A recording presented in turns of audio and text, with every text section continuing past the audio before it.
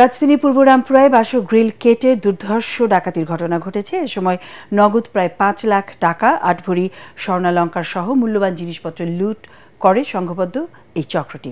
ডাকাতির সময় বাসায় থাকা শিশুসহ ৪ জনের গলায় ধারালো চাপাতি ও বিদেশি পিস্তল দেখিয়ে জিম্মি করা হয়।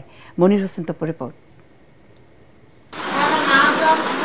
পূর্ব রামপুরার এই বাসায় পাশের নির্মাণাধীন ভবন দিয়ে রোববার গভীর রাতে গ্রিল কেটে ঢোকে মুখোশধারী ৬ থেকে ৭ ডাকাত।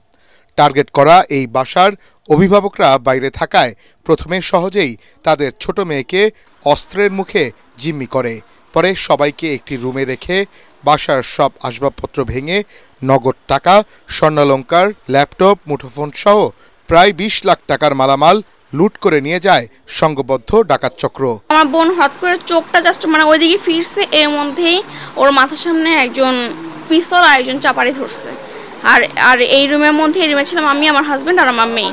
আমার গলায় একজনের রান্দা ধরে আর একজনের পিস্তল ধরে আমাকে উঠায় বলে যে চুপ, কোনো কথা বলবেন না, চুপ করে বসেন, চিল্লাচিল্লি করবেন না। আর বুঝতেই তো পারছেন আমরা কি জন্য আসছি। নগদ 4,85,000 টাকা আর স্বর্ণ ছিল 7.5 ভরি আর ল্যাপটপ, 2টা ল্যাপটপ, একটা মোবাইল।